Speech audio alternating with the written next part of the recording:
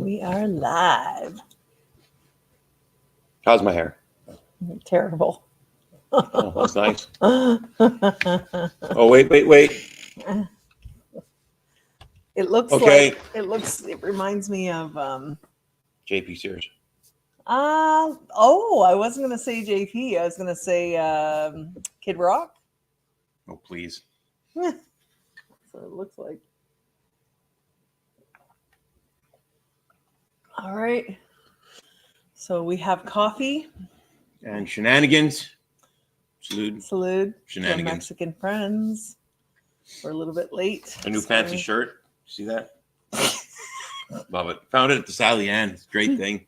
It's actually thrifting. We were thrifting. Wait a minute. This is like my shirt. It is your shirt. Yeah. It's missing an apostrophe right there. Yeah, well, maybe the previous owner scratched it out. Maybe. Yeah. Okay, so it's Monday. It is Monday. No. It's not. Tuesday. It's Tuesday. Oops. It's Tuesday. It's Tuesday. All day, in fact. In the middle of May already. Yeah. This is crazy. Anyone feel time's just speeding up? There's my froth. You see my froth? You see it? Froth. We had great intentions, just so you know, to film Kevin. Oh, bless you.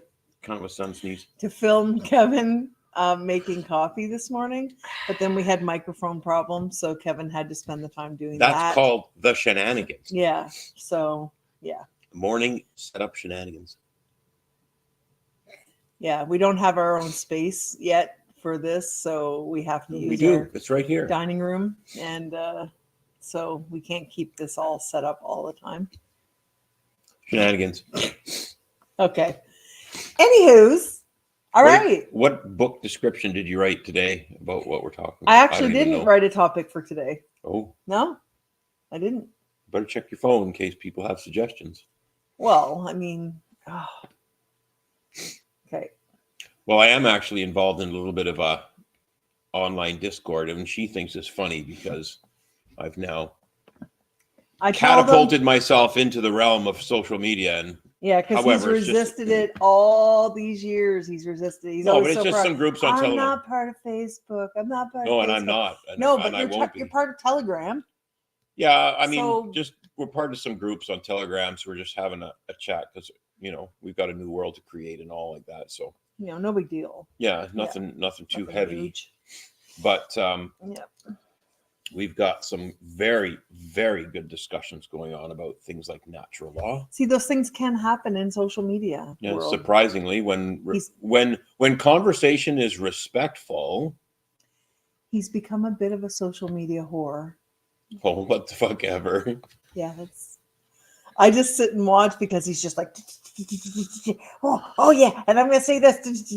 And I'm just going, that's so me 15 years ago, maybe 10. All right. Well, so I have some evolving to do, I guess, to catch up to the pro here. Yeah, totally. Total pro. Well, no, it's been some really, really good discussions because we're talking about natural law, universal law, cosmic law, stuff that we inherently know inside ourselves already because people are good, right? And there's Krista. Good morning. Morning, Krista. Holy, it's early for you. Wow. And the other thing we're talking about is this concept of the human condition. I personally fucking hate it. But he loves the conversation. Conversation's good. He loves the debate. Yeah. But the term, I think, sucks ass.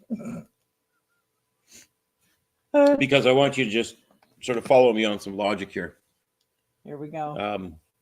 The logic I follow is that humans for a very long time have been under the thumb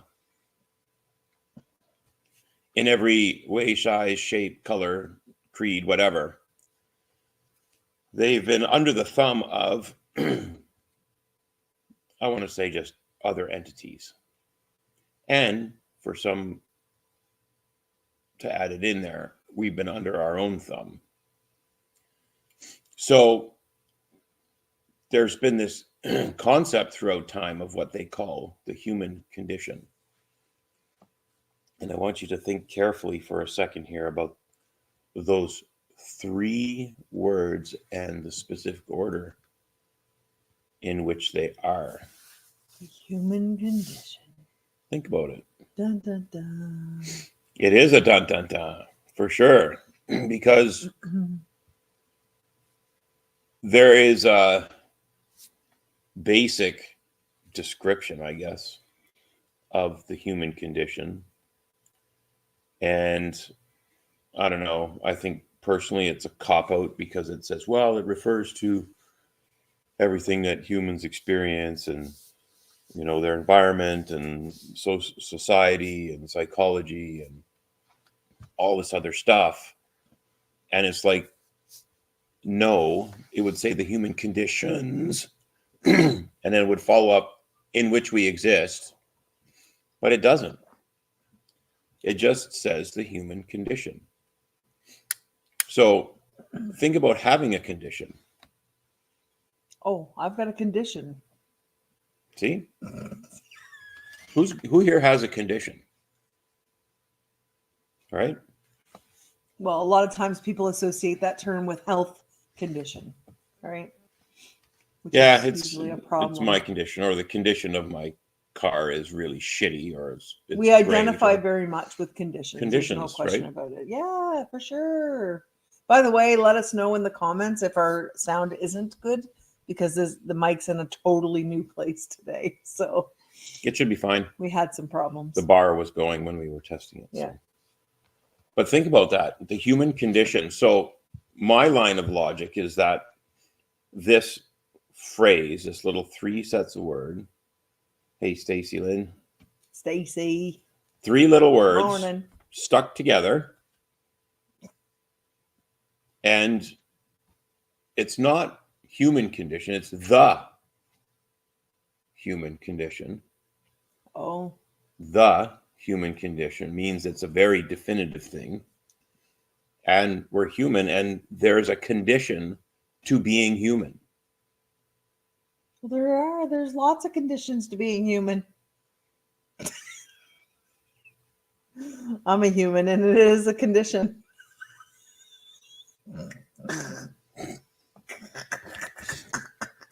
Anyway, I don't buy the current or whatever explanation of that is, because I think we have to look higher than that. I think we need to look higher into the idea that this very concept has been put in place to keep us small. Because when you think about it, if we all have a human condition, then we aren't powerful. We aren't fill in the blank, because we're dealing with the human condition. And that means everyone. Yeah. Not just so-and-so that has schizophrenia down the street. Well, it's interesting because the human condition, we watched, I got Kevin to watch the interview with Dr. or what's his name? Jeremy Griffith. God, I only read his 6,000 page book. But anyway, we were watching him on an interview last night so that Kevin could understand better without having to read the 6,000 page book. It's a big book. It's not 6,000 pages, but it is long. It's a big book. Pushing 700 pages, and I read it years ago.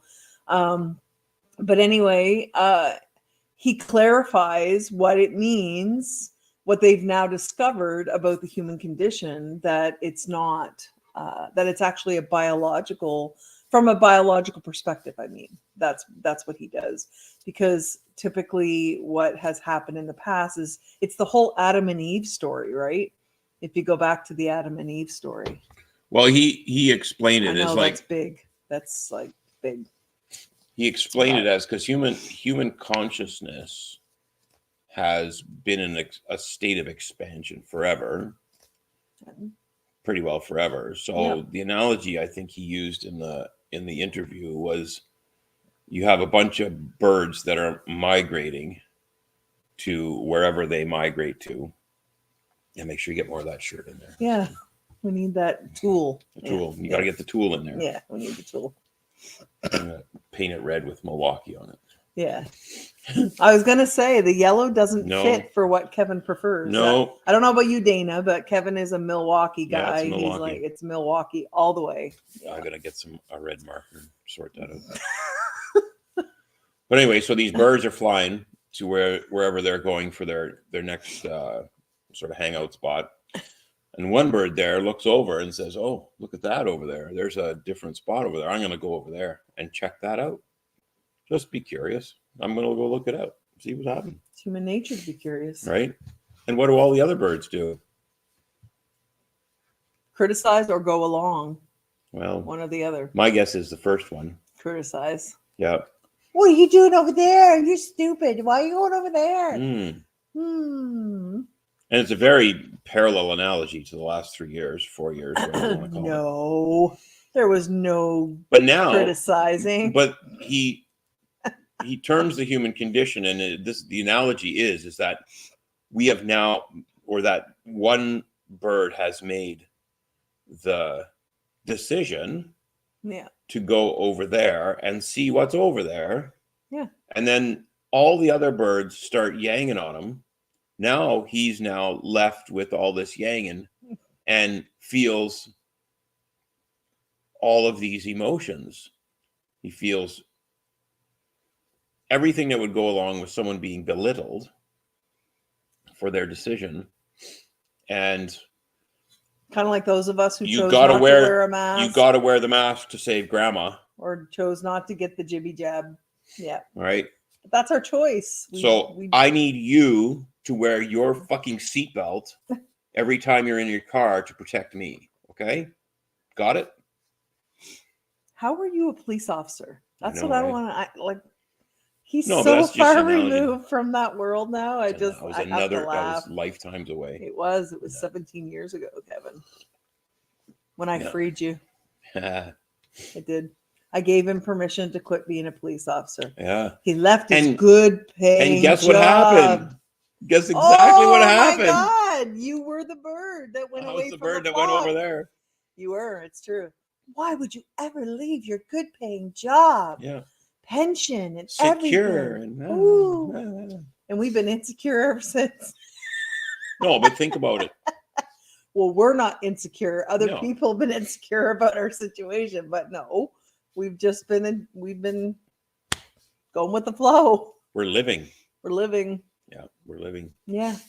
So the idea is that the creation of these emotions and this internal state as a result of this experience is what is called the human condition. So the first step, now Jeremy Griffith, his book is called Freedom. Now this is a very interesting story because it's called Freedom. It's like that thick. It is. And the subtitle is The End to the Human Condition. And honestly, it's actually quite simple. The first step is to just acknowledge that you've got your shit and deal with it. We all have it. That's it. Yeah. Yeah. Right? In a nutshell. We all have some shit. Yeah. Yep. The best is to not carry it around. I mean, obviously. Right. It's like the airplane analogy. Yeah. Kevin likes this analogy. I love the airplanes too. Here we go. Well, no, I mean, if every passenger on the airplane showed up with all their baggage. Oh dear. We'd be in trouble. Including the kitchen sink. You think the airplane would get off the ground? No, it'd sail right off the end of the runway. Yeah. There's a reason there's a limit, a weight limit to go on a plane. I mean, other than trying to charge the shit out of us for stuff, but maybe there should be a weight limit for going through life. Oh. But who would monitor that? No, but this is the new that we're coming into here, right? Yeah. Self-responsibility. That's right. This is the new, and it's about this getting in alignment with this. Yeah. Yeah. Yeah. And everything around it. Whatever else is. Yeah. Whatever you want to call it. Yeah. That's right. So that's my issue with the idea of the human condition, is because it puts a burden, and it has put a burden. Yeah. On humanity from the beginning. From the beginning. Basically, what it did is it said, humans, you suck, right? You suck because of that one decision to break away from something the new. tribe, you know, be the one who left your little hometown to go do something different somewhere else. I mean, and there's a lot of people out there that believe that the great fall, right, where Adam and Eve decided to do what they did. It is, at the end of the day, it's just a friggin' story. It okay? is. It's a metaphor, it's a story, but I believe they became, and the way Jeremy Griffith explains it, Kevin just went, it's like, yes, okay. All those years going to church and having that drilled in my head about Adam and Eve, it never felt right. Like it didn't just feel right. It never felt right. There's a lot about that didn't feel right. Yeah. So when he was listening to Jeremy talk in the interview last night, I thought it was really good. And we will put it in the comments, by the way. We'll put that link because actually I think I do have it there. Yep. But it was nice to see Kevin go, now that makes sense to me. Total sense. You know, and it's not about totally discarding the concept of creator. You know, it's not about that. It's about just finally making a connection to, because it brings everything into focus. I find it's not about just one little thing over here. Oh, well, he ate the apple and then humans were condemned to. But people live to this story that we fell. They take it literally. As opposed to maybe we just became more conscious. Yeah. And could think for ourselves. Think about that. Think about the nature of that story alone. Yeah. What that tells you in your deep psychology, way, way, way down here, is that you're not fucking good enough. You're not because capable. You came on this planet with problems. Yeah. That every other human in history has had. Yeah. Because of this one event that none of us were there for. Yeah, like why do we get to be screwed for thousands of years because someone ate an apple? I mean, that's not even fair. If that is in fact what happened. Well, this is the story. Right? This is what we're talking about. This is the story. You have to think led to believe. Yeah. Okay? Led to believe means that someone is leading you into a narrative. And yes, by the way, just so you know, I do believe there is merit to Kevin being able to speak to this because he grew up in a Christian, not just a Christian family, but he went to Christian school, like a Christian-based school. He was in a Christian environment his entire life. So yes, I mean, and I'll be upfront and honest. Yeah. When I was 11, and I remember this specifically. He's told this story multiple times. But I won't get into details. No. But there was something that didn't feel right about that entire thing. Yeah, I think we all go through that, actually. It was just, this we all hit our not point. Make sense. Yeah, and it's okay to ask questions, isn't it? It's okay. So maybe that was my fault. Sorry. Yeah. Asking freaking questions. Yeah. Instead of going into this blind obedient bullshit. Yeah. It just didn't feel right for you. It just did not work. No. There's something about it that didn't work. So here we are. I remember questioning it. We have to ask questions. Yeah. If we stop asking questions, then we get jabs and masks and lines and 6 feet apart and etc. You get the idea now? Yeah. We have to ask questions. Yeah. Truth is coming, and it's coming friggin' light speed. I know. And that's the thing. If those were caring about the people, yeah, possibly, Ari. Like that. I got to care about the sheep, though, right? So I got to make sure that there's a brilliant. Okay, so here's a very interesting. Anyone like the Far Side? The fucking Far Side comics are spectacular. Gary Larson's mind is so sick and demented, right? It's nice, Kevin. No, it's absolutely brilliant, right? Because he uses humor and animals. Yeah. Think about this: animals to make his point. Embody human emotions and actions, etc. It is spectacular. There's one comic, and you can look this up online. You type in conspiracy theory cow, the Far Side, and I think anybody that's read the Far Side knows what I'm talking about. They used to be in the newspaper. That's what I remember. The little one back home, one panel thing. Yeah. But the Far Side, conspiracy theory cow. Right, and there's a picture of a cow on a box with the picture of the butcher cut zones for a cow behind him, and he's yanging like this with the abattoir in the background, trying to warn people, trying to warn all his other cow friends. Cows, not people, but and cows. There's 2 cows in the foreground that says, "There goes Bob, that being just Mr. Conspiracy Theorist again." Yeah. Meanwhile, they're going off to be slaughtered. It is friggin' perfect. Absolutely perfect. Yeah. So we were deemed conspiracy theorists. Oh yeah, I had a real solid tinfoil hat. I friggin' loved it. Yeah, loved it. We were total conspiracy theorists, at least so. We needed to hear a new one every day because ours kept coming true. Yeah, we were running out of them. Unfortunately, I will say that's true. And I just want to say hi to some people because it's really neat to see April is here. And Andrea, oh my goodness, Andrea. We go way back. Where's Steve today? We go way back. And Dari, thank you for commenting. We love it. Oh, Kevin is giving me more coffee. Yay. Hi, Beth. I want to say hi to Beth and Orville and Cassidy and Krista and Jade and Elizabeth. It's just nice to see you here. So anyway, so yeah, it's kind of a heavy topic, and it's not the human condition. What I think is cool about it is that it's not a religious. This isn't a religious discourse. This has got zero about religion. And I think that's what Jeremy Griffith, what he was trying to get across with all this research and writing of his book, is that. Yeah. Oh yeah, you can embrace it, Stacey. You and Dana, conspiracy theorists. It's all good. I mean, you do get to a point where you just don't give a shit anymore, and that's the good thing about it. But I think about being the conspiracy theorist and trying to tell other people what you know or what you feel. Yeah. I think there reaches a point, a plateau where you just need to say, you know what, fuck it. If other people don't want to hear it, that's fine.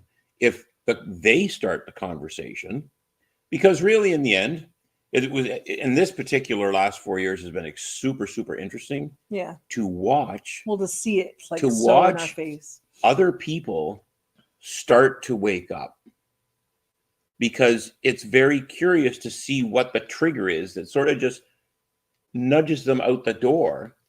Yeah. And for example, we have some family members that were very, very like they're just in the box, right? And then I'm going to do what yeah. And then the trucker convoy happened, and everyone's favorite JT decided, it was Chrystia Freeland. Yeah, it was Chrystia Freeland, technically. Right? Yeah. Whose grandfather was the propaganda minister for the friggin' Nazis in World War II. Get that one in your pants. Yeah. But they froze bank accounts for someone donating $20 to the trucker convoy who can barely feed their family now has a frozen bank account. Yeah. Right? Think about that. So it was that moment that woke them up. Yeah. Because it's like, whoa, the government has that much power? They can actually do that? Yeah. Holy shit, something's going on here. But everybody has their different tipping point, right? All right, then. Everyone has their different trigger moment that made. But it's neat to see. Like at the very beginning of all of this, it was like, sorry, the response isn't equal to threat. Sorry, ain't working. But it's neat. It's neat to observe what each person's tipping point or wake up point is, like what that is. But think in the back of your mind, if they come to you or if they're just in casual conversations, and I've done this before, you know, there was a waitress at a restaurant in Mexico and wearing a friggin' mask, a surgical mask, no doubt. Yeah. So I didn't speak enough Spanish to make any dent in that. But make an issue of it. No, but I typed in the thing. I said, you know, those masks are very toxic to humans, right? Because they are. Yeah. And the look on her face was just she was shocked. And I'm like, yeah, toxico. Yeah. And then I put one other thing in about probably David Martin. You probably I put one other thing in about the actual what the mask does physically, No. where you're rebreathing your own carbon dioxide, Yeah. which is like kind of poisonous to humans. You That know? kind of carbon dioxide. No, it's carbon dioxide, right? If you breathe more of it, what happens is your oxygen levels go down. Carbon dioxide goes up, right? So, I mean, I've seen that. I saw it at Shoppers Drug Mart one day. The fucking funniest thing. Huge big line of people, and this old fella. He had a mask on, and everyone else were waiting for the post office, right? Yeah. And of course, there's me standing there with no mask on. I'm the only one in the store with no mask. And this guy, I could see he's just we got to do something, otherwise he's gonna pass out. I remember that. He's gonna friggin' pass out. Just watch. Yeah. The person behind the counter saw this starting to happen, and then get the pharmacist here right away. Like, what the fuck's the pharmacist gonna do? You like some drugs for that, sir? Yeah, no, he's passing out because he's lacking oxygen. Anyway, so they come over and they get him a chair and they get him a bottle of water and all this stuff, and I yell out over everything, take the fucking mask off. He's suffering from lack of friggin' oxygen, you people. Yeah. And he should not be wearing a mask. Mm-hmm. And everyone's like, I said, it's just common sense. So they took his mask off, and literally in 2 minutes, freaking color comes back to his face, and he's like, okay. Yeah. His breathing is better. And it's just so funny. Yeah. But it's just interesting to notice the event or the piece of information. And where I'm going with this is that we have to, if we know this stuff, we sometimes reach a plateau. It's like, I'm so sick and tired of trying to wake people up. Then don't. Right? Don't. Take your own advice. Don't. No. However, watch for key moments where you can interject a piece of information. He's learning some tact in that way, you guys. This has been a process for Kevin, because Kevin just likes to, No, I'm like, just, you know what, just whatever. He just like, we haven't got time for this shit anymore. It's like, you guys just need to stop now. Yeah. So he just comes right out and says it. Hey, Steve. There, Steve. I hope you got coffee, dude. Well, that's a good question, Steve. Why the hell are people still wearing masks? Well, it's fear and blind obedience. It really is. Because if you knew the facts, you wouldn't be wearing one. And if you weren't fearful, you wouldn't be wearing one. And that's not a criticism, by the way. That really isn't. I understand the human mind. I get it, right? I get the entire psyop of this operation. Like Dari pointed out, this has been a great psyop. It has been a great psychological operation. Here's the thing. I think it was Dr. David Martin, actually. I have so much respect for David. But when we talked to him, he said, this worked great for them. For them. Like, people go, it's a failed experiment, whatever. No, like, no, it worked perfectly for them. And so they were doing things exactly the way that they wanted to do them. I mean, okay, so we could now, being on the other side of it, look back on it and go, you know what? It didn't quite turn out, I don't think, the way that they had hoped it would. Well, if that makes us feel better, then let's say that. Mm-hmm. But I mean, the reality is this was a psychological operation. They were testing the waters to see how far they could go. Yes, it was an experiment. Absolutely. Did you hear what the New York mayor said? Andrew Cuomo? He said, we had no way to enforce anything. No. So we just put it out, and whoever followed it. And if people said no, there was nothing we could do. Yeah, but the thing is that we I was freaking New York, the most draconian thing ever. Yeah. But the thing is, though, too, is that we fought each other for them. See, this is the most brilliant psychological operation. I just truly hope that it's the last one. Like, we don't have to. That's enough. We have to say no. Everything that they tell you to do, it's inverted. Yeah. Okay, they tell you to wear a mask. No. They tell you to be scared of the sun. No. Yeah. Right. This is all shit that we need for our biology to thrive. Yeah.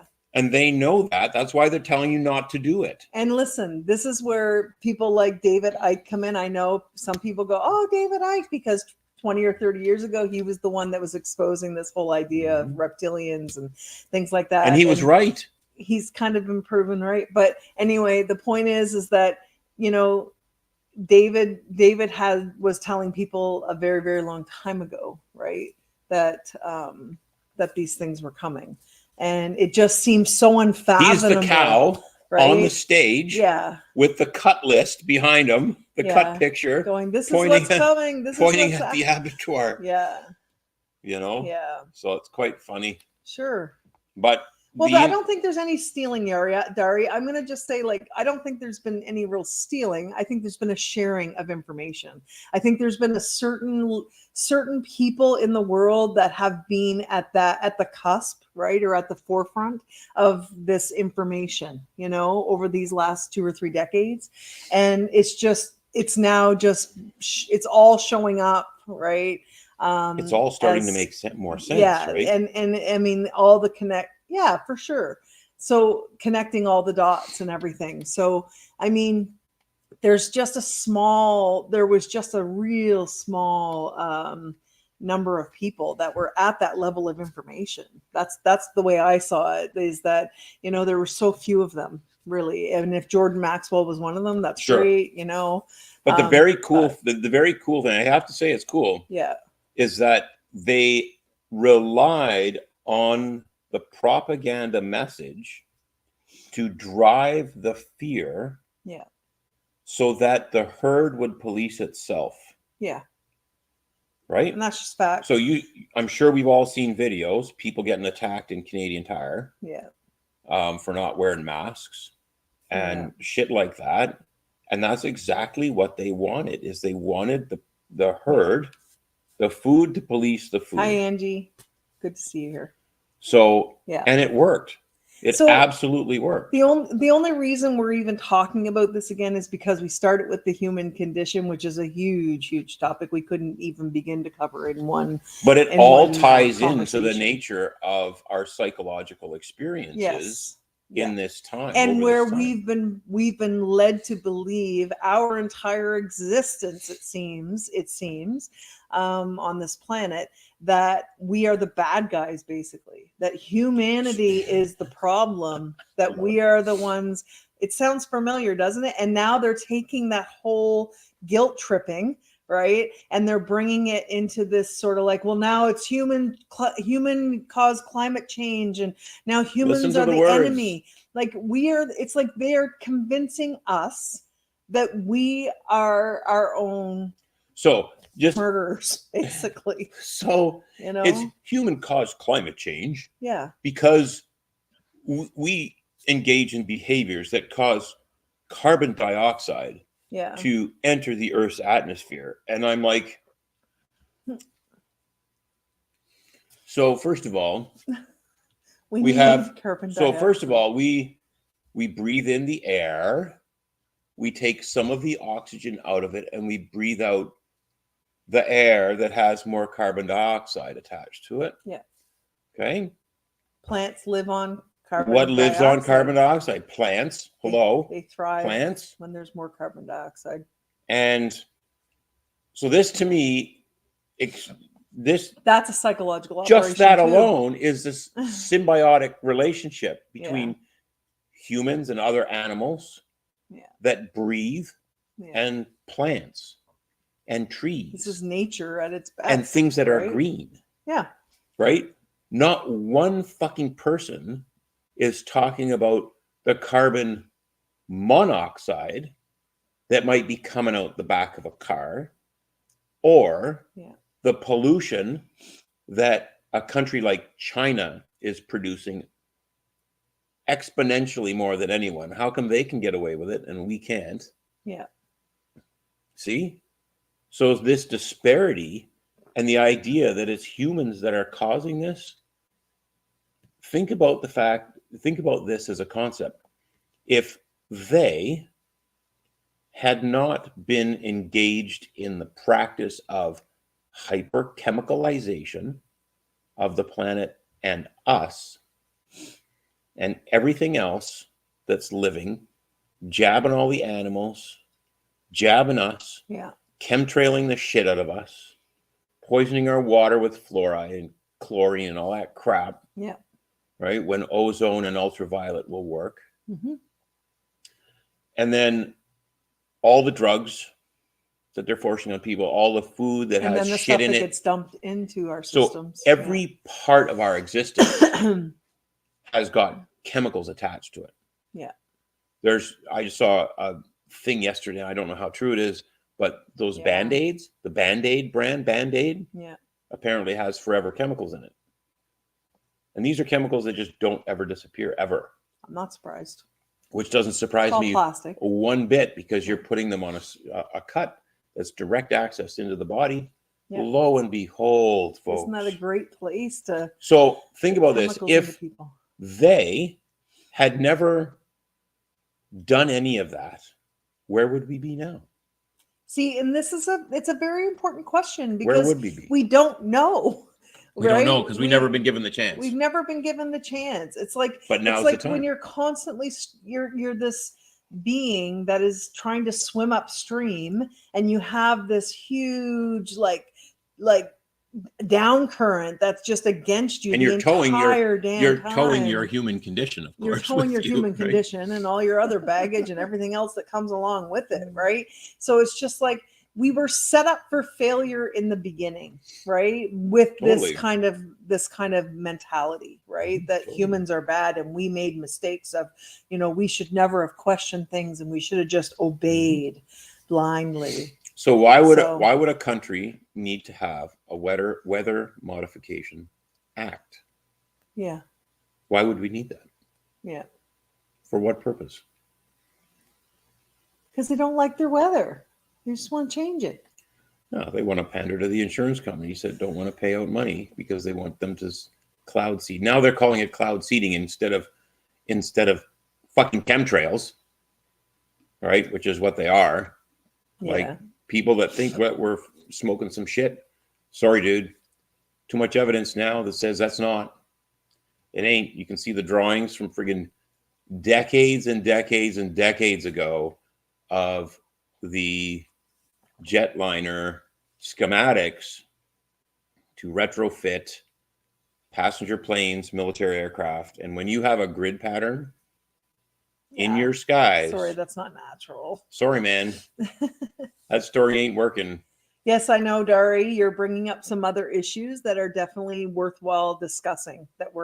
Canada's not an actual ratified country. That's true. We heard, we've learned that. We know that. Yeah. But this is the thing. This is where I feel learning this information is important. Some of it is sort of like, some of it you have to ask, does it really matter? Right? Does it really matter? Does it really matter? And this is what I said earlier, is that the wake up points, right, are different, because what happens is that people, so we have a diagram that we use in... Hi, Jamie. We have a diagram that we use in our trainings, and it's called the cycle of change. Yeah. And it comes from a guy's name's Dr. Claire Graves, right? Who's not with us anymore. Give him credit. I'll give him credit for that. That man was absolutely brilliant. Brilliant mind. Canadian. He was a Canadian. No, he wasn't. Oh, he studied in a Canadian. No, he didn't. Sorry. I'm getting it wrong. There's a Canadian connection. That's what I keep connecting to the Quetico Center, which is just west of us here, and a university in Montreal. Right. Sorry. Okay. So I'll just shut up now and let him talk. So Claire Graves is actually brilliant, because he came up with a theory, and it was called the Emergent Cyclical Theory on Human Biopsychosocial Development. And in order to test this theory, I mean, it's a mouthful, but to test this theory, the really cool thing was that he was teaching at a university. So he asked all his first year students to write a short essay on what their perception of the psychologically mature human was. Right. Okay. Right. And that's all he asked of them. So they handed their papers in, and then he started analyzing it. So the second years then received the first years, and then so this process continued. Yeah. And each subsequent year that someone was in school, in the university, they did deeper and deeper analysis of these papers. And what they were able to discover is that there was common threads and there was common themes amongst the papers. Yeah. So what he came up with was this theory that we psychologically and biopsychosocially go through different layers or different levels, and we can be at different levels. Yeah. And it's not that one level is better It's than the a different next stage in our evolution. It's a stage right? in evolution. You want to call it that. Yeah. But it's almost like this coffee cup, right? This cup is a different shape than this cup. It's the same liquid, but the liquid takes the shape of the cup that it's in.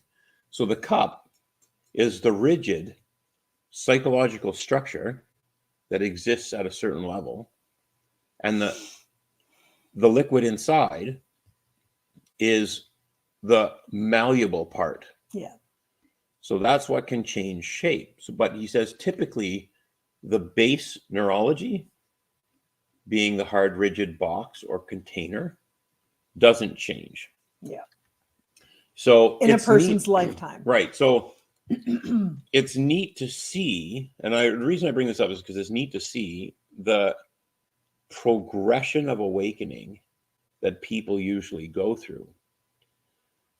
Years ago, when we, again, knew something was off, we started looking. Mm-hmm. And it's interesting because we landed on the common law idea.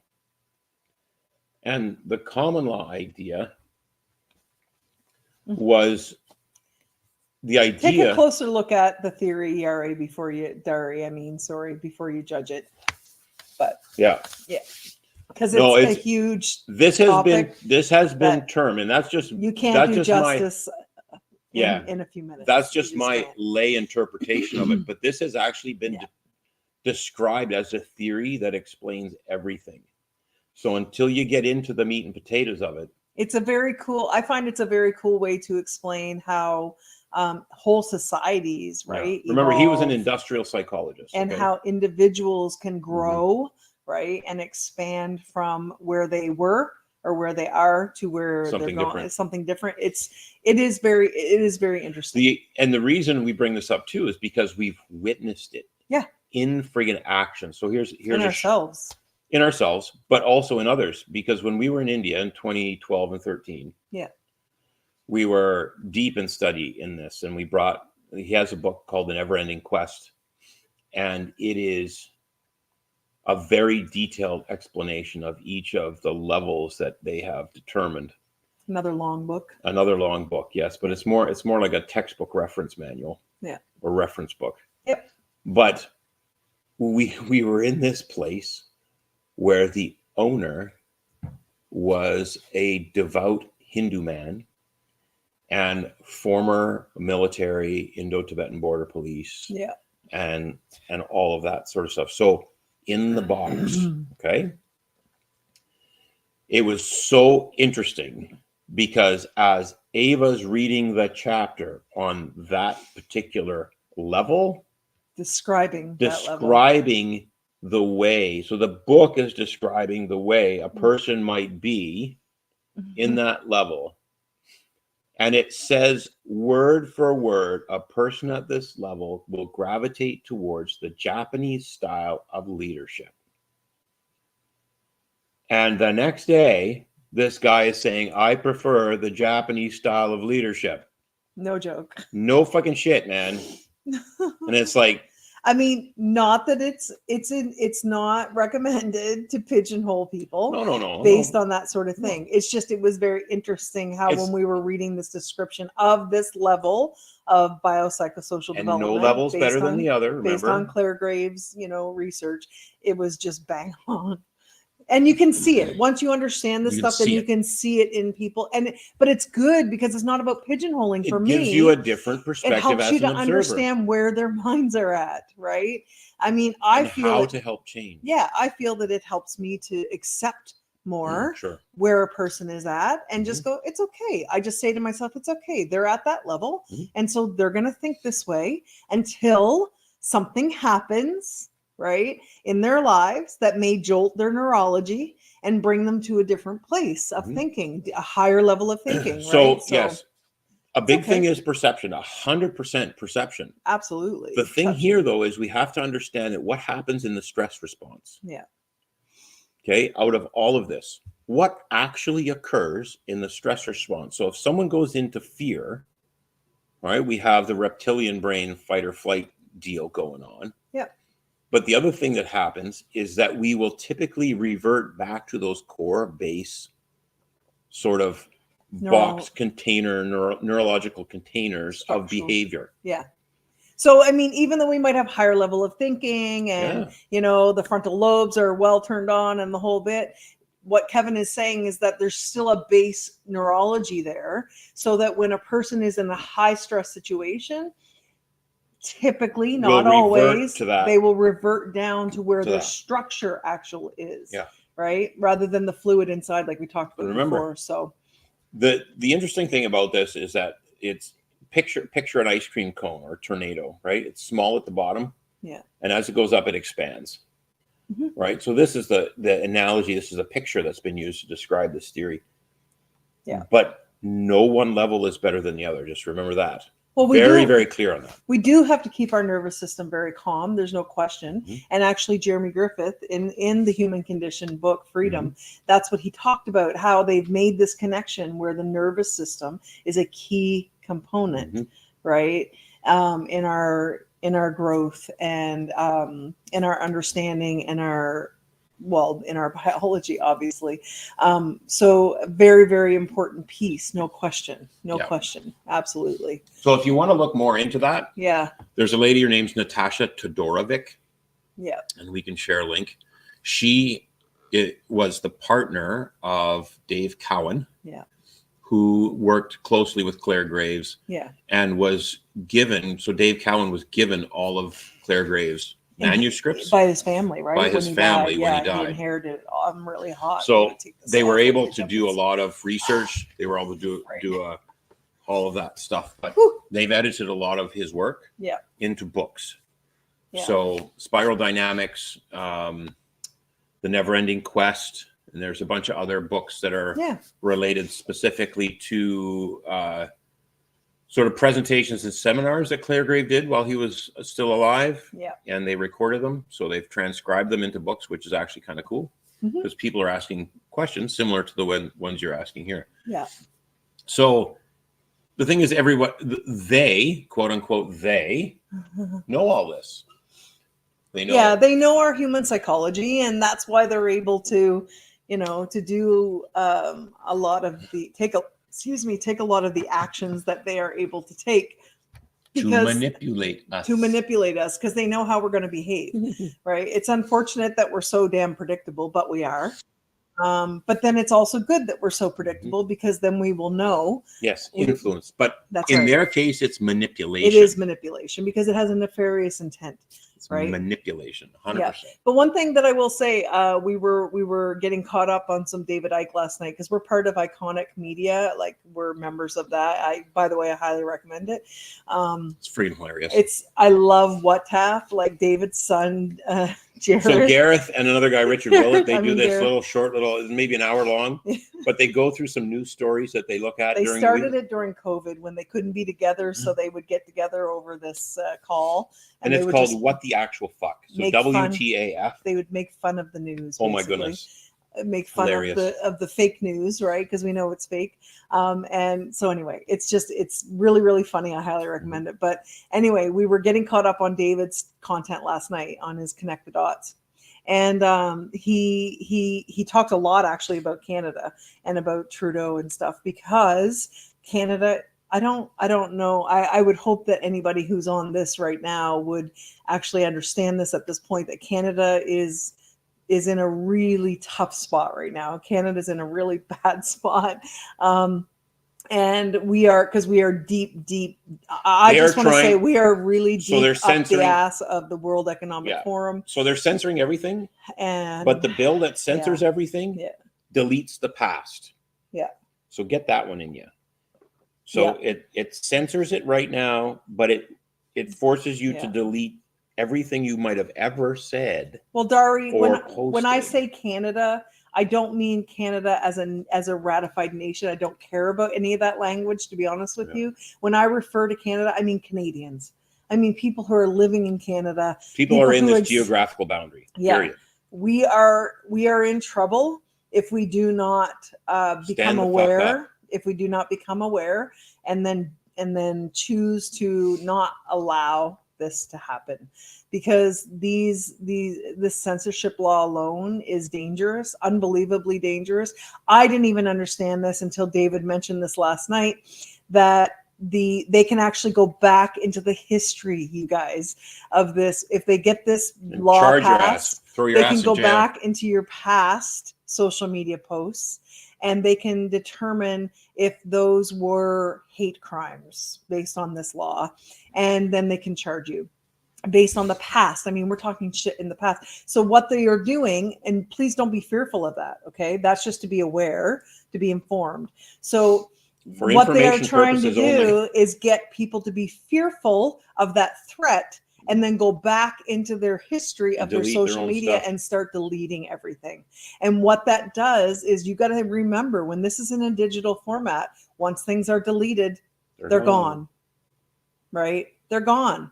So this solves a huge problem for them, because of way not back being when, able to control all the narrative. So way back when they were discovering or determining which books would go in the fucking Bible. Nice. And they said, these books are going to be in the Bible. Guess what step 2 was?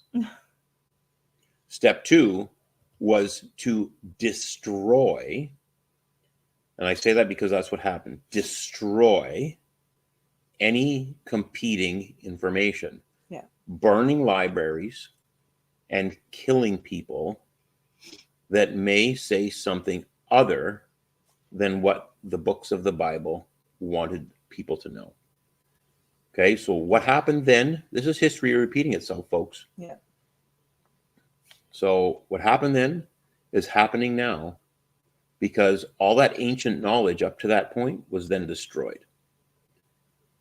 Okay, so this is what this act in Canada aims to do.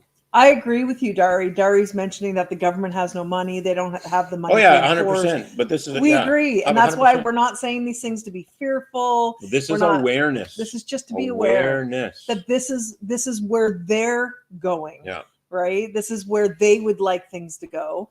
And if people are just blindly ignorant, right? If we just truly don't know. So you asked, why are people still wearing masks? Yeah. Guess what? Who are those people going to follow? Yeah.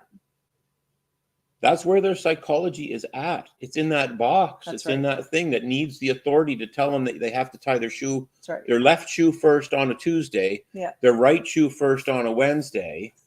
Okay. Yeah. And get the jab on the way out the door to protect you. And I mean, I would chunk it up even further. And I would say that this goes deeper to a place of people fear death. Yeah. Right. Honestly, people fear death. If you didn't fear death, you wouldn't be wearing a mask to protect my grandma. Right. Because I don't want grandma to die. Yeah. And I can assure you there's nothing to fear about death. It doesn't mean that I want to die tomorrow or anything, but I mean, I face my death every damn month when I have grand mal seizures. So I witness it. Yeah. So, I mean, we've kind of become accustomed to it, unfortunately, but this is what life threw at us. So, but I mean, the reality is that if people didn't fear death, okay, if you didn't fear the unknown, if you didn't fear death, then you wouldn't be putting a mask on, because what are you afraid of? You're afraid of getting a virus that doesn't actually work like that. So I mean, yeah. So I mean, we could definitely, we're not going to go into all that today, obviously, because there's no point to. We don't need to keep rehashing it over and over and over and over again, right? But we do think that it is important for humans to understand that we are not the enemy, right? That we were not born sinners or whatever because of something people did thousands of years ago or what have you. So, I mean, we need to step up, right? And I believe that in order for us to step up in a way that is fruitful, in a way that is very beneficial, right, to the planet and to humanity is we need to understand our history. We need we need to understand the outcome. I like what David Icke says all the time. Know the outcome, then you can see why these steps are being taken. But again, if you know what the if you know what you want their outcome because to be. yes, Dari, 100%. That's right. Okay? We cannot go backwards. We cannot go backwards. So now is the time for us to create something new. Yeah. Because when we create something new, the old just becomes obsolete. That's right. We don't need it anymore. That's what our solution is. We think that's a good solution, and you guys what happened with the car and the horse? You know, yeah. They come up with a car, right? Yeah. Everyone thought it was fucking strange. It's horseless carriage. But guess what? Guess what? What do you see now? There's no horses on the. There's no horses on Yonge Street on a Sunday. Yeah. So. Oh, you can't do that. That's part of the laws right now. You can't ride your horse on Yonge Street on a Sunday, I think. Yeah. So the point is that the horse and buggy became obsolete after the car was invented and started to show up. Yeah, trended. So we have to create something new so that the old becomes obsolete. It's pretty simple. Yeah. It's pretty simple. We need to build the better mousetrap is what we got to do. It's an interesting way to look at it. No, for years, the mousetrap has been the mousetrap. People have tried different things. Yeah. Right. So it's just a phrase. But I firmly believe, back to our original sort of topic of this idea of the human condition. Yes. I think we truly have to get in our heads that we are not flawed. The concept of a flaw goes to the statement that there's no such thing as failure. It's only feedback. Yeah. So if your perception of the feedback is it's a flaw, then change your perception. It's feedback that you're not happy with. Yeah. So I don't think we're flawed. I think we have challenges for sure that we have to figure out, and that's how we grow. Absolutely. Psychologically, emotionally, etc. Physically, whatever. Yeah. But to go through, for humanity to go through life with the millstone around their friggin' neck, that we are flawed from the very moment we take our first breath to the very end. And let me tell you, it's bullshit. It is, but here's the thing too. From working with people, particularly over these last 20 years, at a therapeutic level, right? Mind, body, spirit. Guilt is a massive weight to be carrying around. And so when human beings are born with this guilt, this innate guilt. No, they're born being told they are. Yes, that's right. They're not born that way. They're being but that's told what I mean. In their environment, we're being indoctrinated with this programming, right? That we should feel guilty for what we did. Not we did, but someone did thousands of years ago. I mean, when you're starting out life like that, that's pretty heavy. That's pretty because heavy. You have to think, if a child is born into a family that believes that, it's the energy around that the child gets, because they don't understand the words. They get the energy of it. That's right. So if the energy in that family is one of we're all sinners and we're all flawed, and we have to repent, or we have to do fill in the blank, whatever, then it's the energy of that gets carried over. And that's how the child learns to exist in that family. Well, that's a good question. I'd like to understand that better, Jen. Why don't you leave trans people the fuck alone, freaks? If you want to explain that a little better, I might be able to answer that question, but I'm not sure. Put it up there. Show it. Yeah, I guess Why don't you leave trans people? TF alone, the fuck. That's what that means.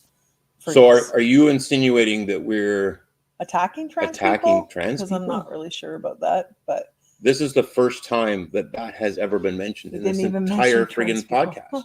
Yeah. But I mean, there's people that just go on and troll sometimes, and they just want to and cause that's fine problems. but the point is that we'll fight for your right to say those things. Yeah. Just like you should fight for our right to say these things. Yeah. Because that's what we should do for each other. Yeah. But if you're going to put a statement like that up, it better have some balls. Yeah. Right? Because we haven't mentioned that once. No. You brought it up. But so please explain yourself. They're triggered, obviously, by no, but something explain yourself. Said. Yeah. Right? So that we can understand. It's pretty simple. It could be something that maybe was said in the past, though. Oh, there's that past coming back. There's the past. I don't coming think we back. like. So it's fine. Yeah. Something new is the way to go, Steve, and that's why we're suggesting that it is important to understand our history. It is important to understand where they, right, would like to go, would like to take us, right? And we need to come together. We believe that humans need to come together and realize that, number one, we outnumber them, right? And number two, the only way to this, the only way to get to creating something new is for us to come together, which includes trans people, whatever you want to call it. Yeah. Right? Black people, white people, pink people, every people, orange-haired people. I don't give a shit. Yeah. I honestly don't. Yeah. Okay? But the divisiveness, yes, it's what's making them win. And that's one thing we have to put that shit aside. About the trans thing, okay? I will touch on that. We're not going to go into that. We don't have time to talk about all that right now, but we can make that a topic, though, for a particular day, for sure. But you're more than welcome to join. But I will say this, and this is going to be blasphemy to some people. I get it. But here's the deal. Here's my understanding. Here's what I feel strongly about, is that we need to come to a place of realizing that a lot of these kinds of movements, like the transgender movement, okay, have been intentionally designed to confuse and further divide. And they are all part of this sort of stepping stone towards the higher purpose of what they're trying to achieve, against humanity, actually. So I mean, me personally, I feel like that's the conversation that we need to be having more about the transgender thing than the way that it is being, portrayed.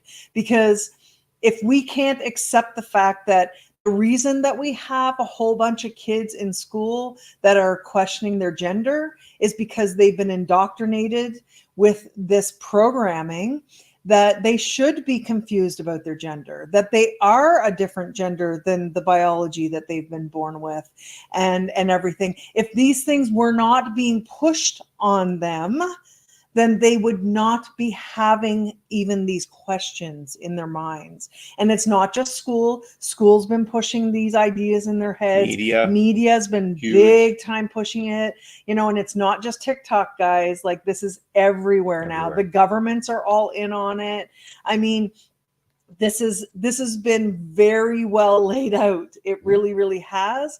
And I understand that someone who's a transgender and believes that they're trans and believes strongly that this is who they are and they're finally being truthful, and and that's great. Go for it. But that doesn't change the fact, right, that this has been a designed social experiment, that they have intentionally put these ideas in people's heads. Because I'm sorry, because but guess what the overall agenda is? Yeah.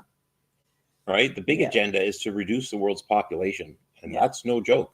Yeah. And they've been quite open about that for decades. Just look it up. Yeah. So think about this. If we have a complete generation or two that thinks they are not their biology, are they going to have children? Chances are no.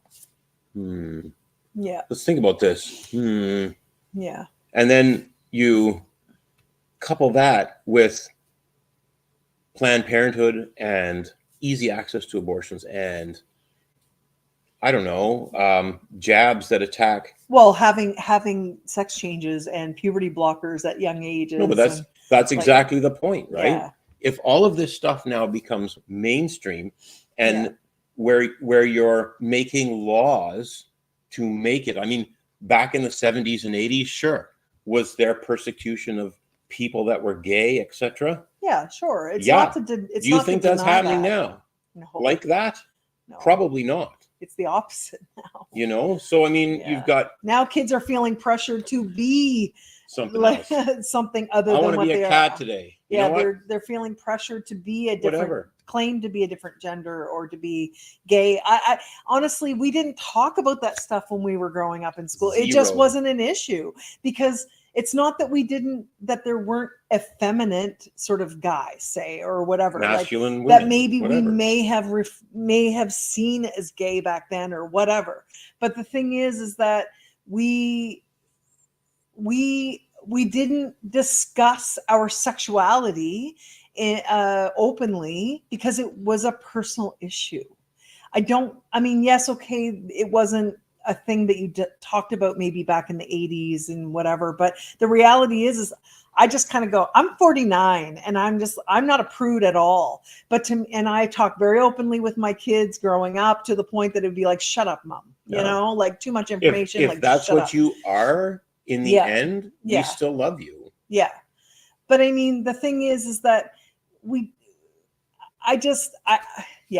so it is part of a bigger overall agenda, and that's why it has become so normalized, because it's been pushed and pushed and pushed. And if you're the ruling pedophile, guess what you want? You want kids at a very young age to be hypersexualized. So why not push that agenda? So it's much easier to groom a child than your condition can be satisfied and not break any laws. Right? That's a scary thought. I mean, I was sexually abused as a child, and I also saw those teachers, because they do exist. I hate to tell you, but they do. Even in my time, and you know, but they were creepy, you know. And if I hadn't been so aware, because I was abused as a child, I may have become a victim of them. And there were attempts, you know. So the thing is, you're right, Dari, we can't, as parents, we can't just sit back and let our kids be educated by someone else, like teachers or school systems or media. Like, we got to be really hyper vigilant here. We can't like we do. Educate by agenda. No. We have to educate by truth. Right? So the thing is that unfortunately the state is creating the illusion of victimization with people that are transgender. If you are, fine, go for it. Live your life. Right? No problem. I think everybody deserves love. We all need to play a role in creating something new here. And I don't care what your bent is. But I just want to put this up here, because Jen just said, I appreciate you addressing this matter briefly. Because you're right, Jen, it is a brief discussion, because we can't go into it all, but let's do a particular talk on that one day in particular, because it is such a huge issue. And you know what? I'll be honest with you. Let me say this, okay? Shut your damn mouth for a minute. Fine, I'll drink coffee. Drink your damn coffee and shut up. It's such a huge issue, and I just think it's so important that people realize that they have. It's not about becoming okay. It's not about claiming to be a victim and then staying stuck in a victimization mindset. It's not, but it's about understanding that you have been a victim of an overriding agenda that is nefarious in nature and doesn't have your best intentions in mind. Because they want you fucking dead, dude. Yeah. They want you dead. They want us all dead. Dead, or definitely controllable, very, very controllable. So I mean, and you can say we're conspiracy theorists to think that all you want, but I think the proof's in the pudding. The writing is on the wall, and the wolf is at our fucking door. So again, the whole trans thing and whatever, my biggest issue with that is not that those people don't exist and that they don't deserve respect and that love and the whole bit. It's the fact that we need to accept and we need to understand, and I'm saying understand. For some people, they need the word understand. Whatever, I don't care. We're Whatever not getting works into for you. that today. But you need to understand that there has been an to agenda that has been rolling out now for decades in order to bring us to the place where we are right now. Right, where there is no resistance. That's right. To their plan. Yeah. But guess what? Yeah, they're losing. There is resistance. There's and huge resistance. We don't accept what is. We're not just sitting back going, oh, well, you know, it's normal now. No. The time for honoring themselves is coming to an end. Will soon be at an end, sooner than later. Yeah. So the point is this, is that we have to stop thinking that everyone's out to get me. Yeah. Okay? Yeah. Everybody is. So when you think about the trans agenda, think about that from the point of we need to create such confusion, such anger and fear and hate within that group so that they scream and yell every possible time that you are I don't know, you're anti-trans, you're transphobic, or whatever those friggin' cancel words are. Yeah, which is what it is. Which is bullshit. Yeah. Because a lot of people don't care. They might not agree with you, but they just don't care. Live your life. If you want to cut stuff off, if you want to dress a certain way, if you want to love who you love, go for it. All good. Go for it. Yeah. You know, but the point is that this is the tail wagging the dog shit. Okay? Don't ram it down everyone else's throat, because that's what's really going on. Yeah. It's forced. That's right. Mind play, if you will. Exactly. So we have to think about this thing from a different perspective. Is for what purpose? Yeah. We have rights. And to knowing the purpose, we then have to say, okay, what do we want instead? Do I want to be respected as a trans person or gay or whatever you want to call it? Do I want to be respected? If the answer is yes, then you better start respecting everybody else, because it's a two-way street here, folks. People that don't agree with that. Because I love the hypocrisy that this has created.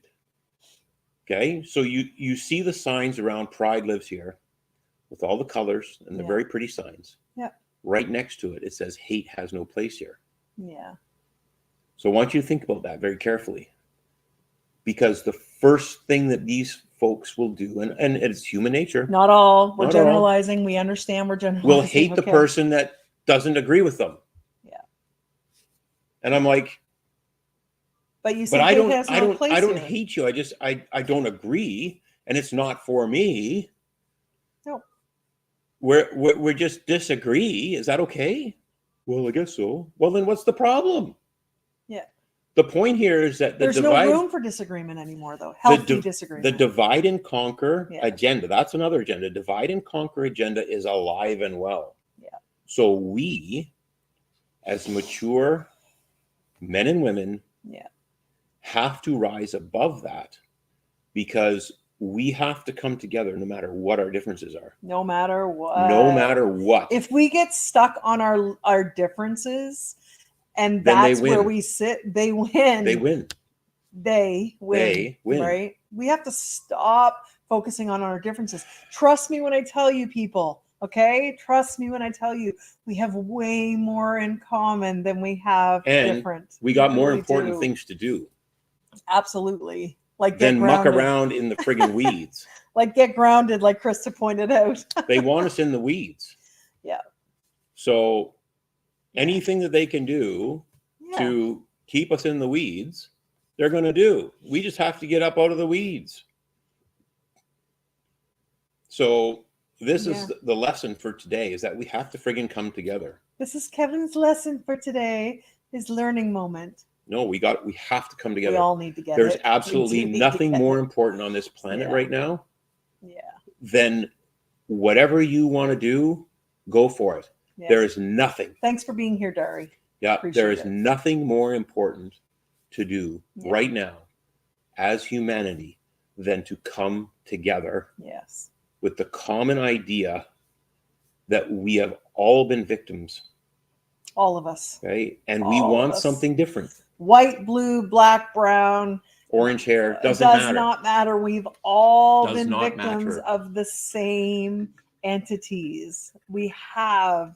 And if we can get that, right? Mm-hmm. If we can get that and accept that we've all equally been victims. Yes, I say equally.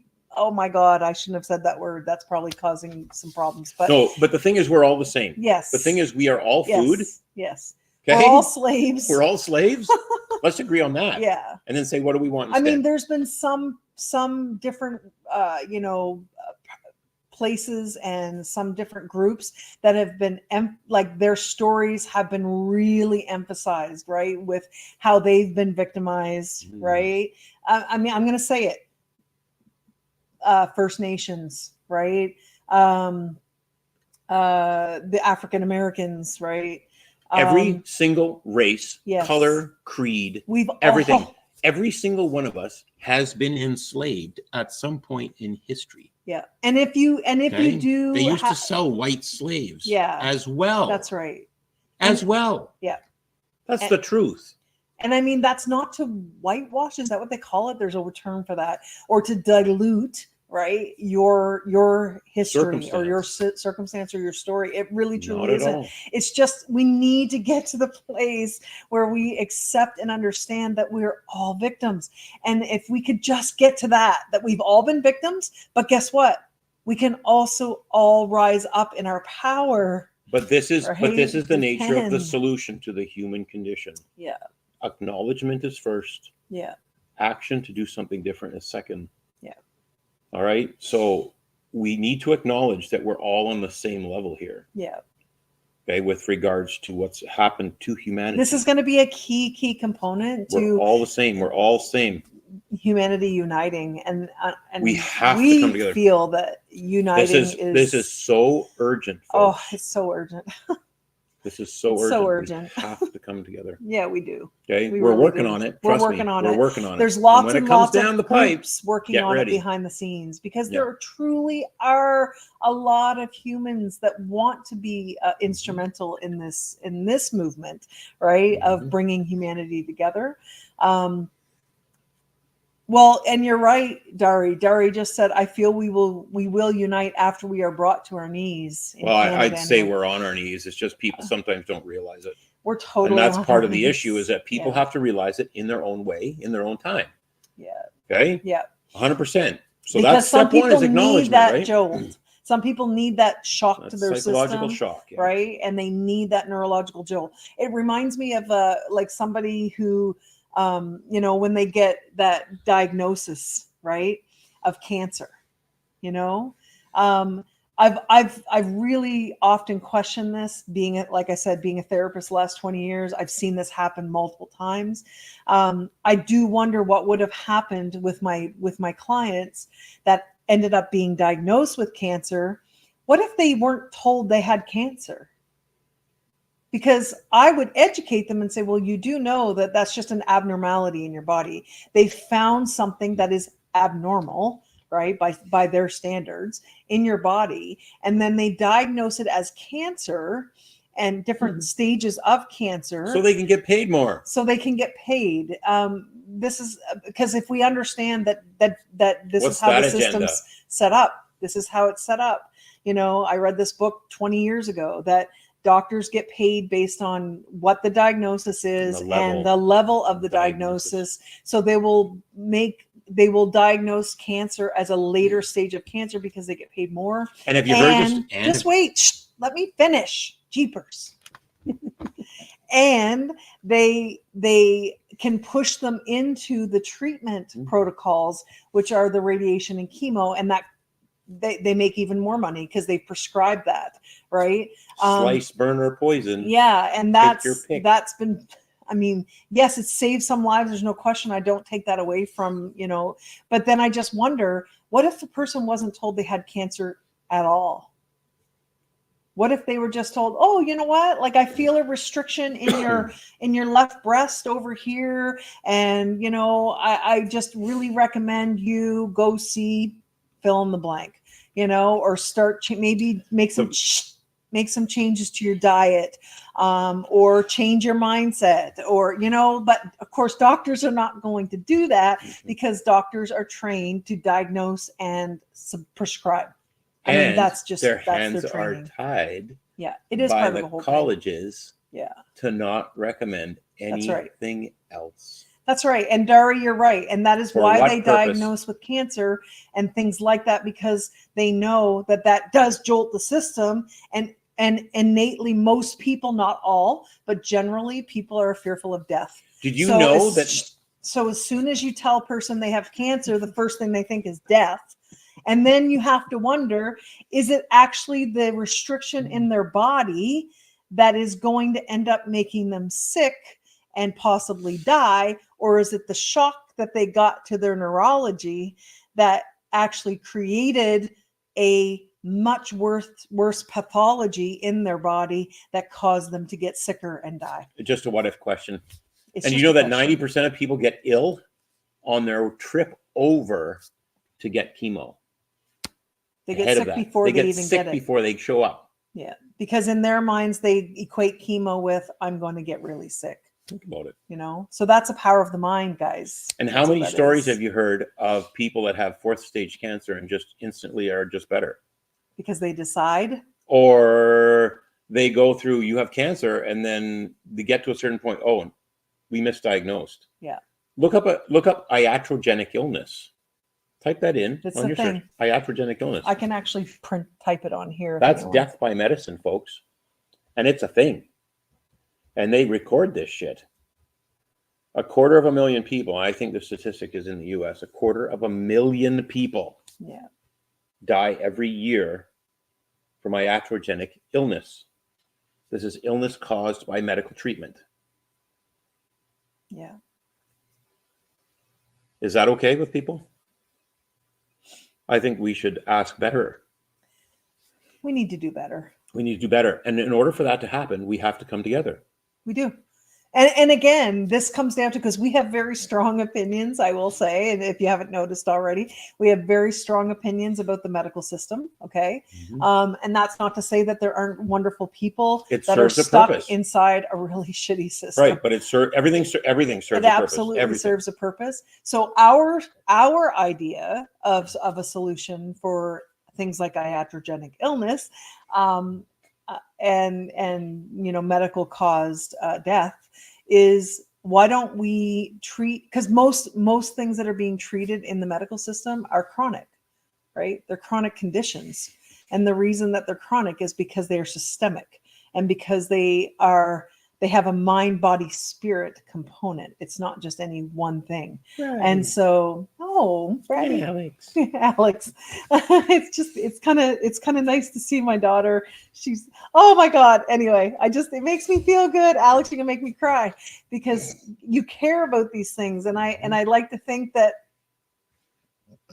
it's because we brought these things to your attention, you know, in your life when you're growing up. But the thing is that it's not about canceling out everything that is medical, right? It's not about that. And just like on their end, it's not about canceling everything out that's natural, you know? Or alternative. They call it alternative, but really it's natural. The alternative has been around a lot longer than you medical folks. That's right. I'll tell you that right now, thousands of years. That's right. So, I mean, we can bring these things together, and we can actually create, unite coming together all these different components to health and wellness. Imagine bring them all under one sort of I'll say one umbrella or whatever, but really it's all wellness. It's all human wellness. That's what it is, right? So, I mean, the solutions are out there. The solutions are there. And the only way it's going to work is if we come together. But we have to, what's the word? David uses this word all the time, but what's the word? We have to acquiesce. No, stop acquiescing. No. Right? What's the word I'm looking for? I don't know. It's not coming to me right now. But we have to basically pull out of those control systems, right? We have to choose to not comply with those systems anymore. This is a very basic concept. It is. Okay. Say no. If we stop feeding energy into something, yeah, it won't keep going. Yeah. This is classic nature. You take a plant, 2 plants, same plant, you put one in the closet and one outside. Yeah. Right? One's going to thrive, the other's going to die. Yeah. Because it's not getting the energy, right, that it needs in order to live. So the same thing works with these systems. Yeah. If we stop participating and giving it our energy, that's why we said, let's stop talking about the past. Let's stop doing it, because all of that energy is just wasted now. Yeah. Right? And it's not to say that we can't still have a discussion in terms of being aware of what things are, because we all know what we don't want. Yes. Question is what do we want instead? So let's do But in that. order for that to happen, this is the most critical thing. We have to come together.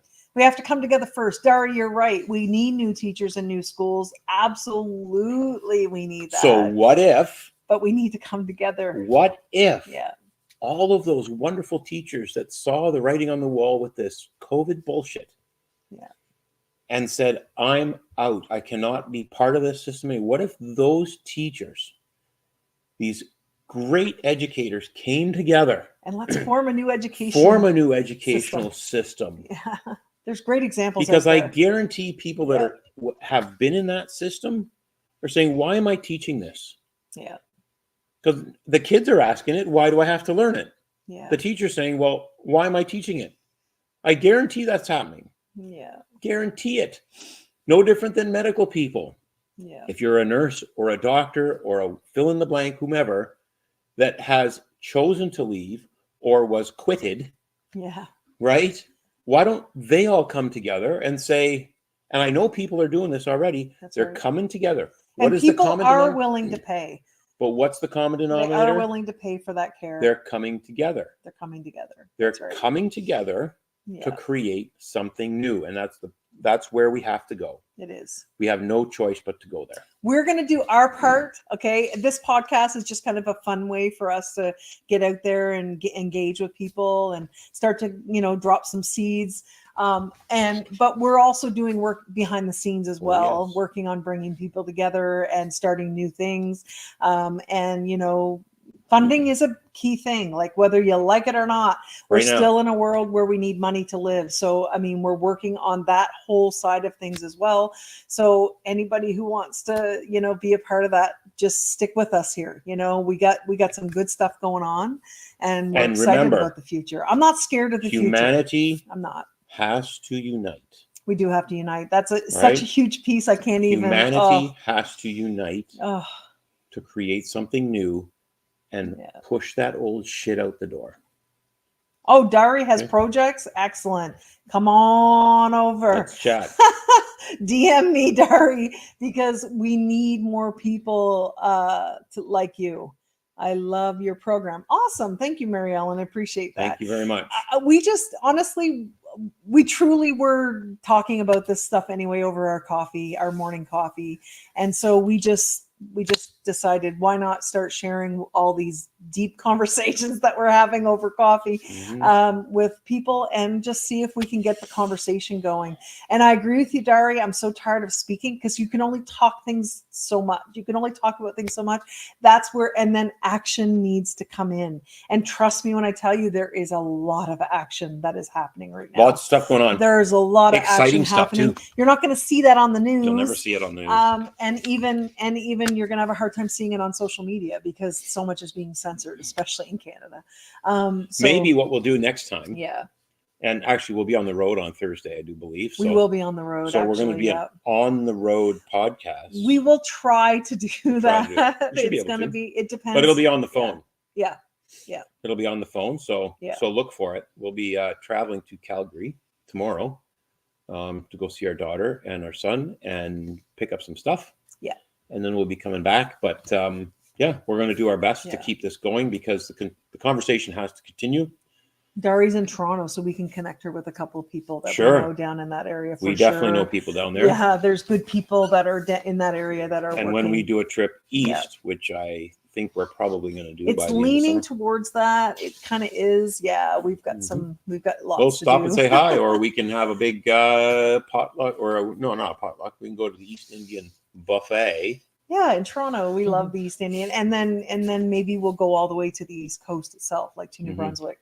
This time, though, we have to make a quick trip to Calgary and back, so we won't be able to do the circle tour. Yeah, like we had intended. Steve. Yeah, but yeah, we will do our best to make another trip west though later. We'll see. So I mean, life's kind of dynamic for us, and we don't. And as our daughter Alex knows, we don't plan too far ahead usually. We now know what we're doing tomorrow. Yeah. And well, that is I was actually going to suggest that we wait and leave Thursday morning, but I mean, we've already kind of made the decision to leave on Wednesday morning, so he's going to make me stick with it. But anyway, yeah, life is dynamic, so we're just kind of like, we kind of go with it. We go with the flow. But again, this is one of those things where there's a lot of people that don't understand how we live, you know, that don't understand. See, Alex, yeah, we're leaving tomorrow. Yes, okay, we're leaving tomorrow Alex morning. has said. She wants her catio built. That's why. I know. She and her boyfriend, they have plans for Kevin to do work while we're there visiting. So and we will try and take some video of the catio construction. Yes, just for fun. Just for fun. Our kitties will be staying here though. So yeah, it's gonna be a cat palace. Yeah. Oh, you cat mean heaven. He wants to build a cat palace heaven. For Alex's cats, but we'll see. He's actually so looking forward to it. I think he needs a project, Alex. So this is a good creation, right? It is. Kevin loves to be creating. I mean, who doesn't, right? So yeah. So I think that's it. So We've remember, gone an hour and a half today. So remember, we have to come together. Please, let's come together. We have to. If there was ever a time in history. For us to put our shit aside. Ever a time in history. Deal with our shit, but put our shit aside. It's now. And come together. It's now. We can't emphasize that enough. We cannot really wait any longer, folks. No. Things are shifting, though, for the better. We see it happening. We can feel it. But, yeah, we definitely need to come together. So we're just going to keep preaching that. And if you aren't the kind of person who agrees with that, that's okay. You're allowed to not agree. But I'll tell you right now, you're going to be left in the dust because we are bringing people together. And our friend Melanie in New Brunswick, she said it best when she said this, probably it's been 13, 14, 15 years ago now. She said to us, and we have owned this title. There's not many titles that we actually own, but this is one we have owned as a family. She said, you know what you guys are? You guys are the bringers together of people. And I'm just like, all right, then. Okay, that's what we are then. We're the bringers together of people. So we will bring people together as much as we possibly can. So we'll do our part if you guys do yours. You guys do yours. Everybody has a role to play. So let's do it. Let's do it together. And remember, step 1 is acknowledgement. Step 2 is dealing with it. That's right. That's right. So we done now? We done preaching for today? Totally done. Totally no done. more problems. I'm all done. My coffee's gone. See, it's coffee all is gone. finished. Yeah. Yep. So again, next time you see us will be Thursday morning. That's at least the plan. Thursday morning. We'll try to do it at 9:30 Eastern, but we're going to be in Saskatchewan by that time. So it'll just depend. Just stick with us. Maybe hit I don't know if there's a notification button you can hit and like our video and share it, please, so that we can get it out to more people. But hopefully, we'll see you on Thursday morning. So see you then, guys. All right. Thanks for being here. We really appreciate you. TTFN. Yeah. Bye-bye.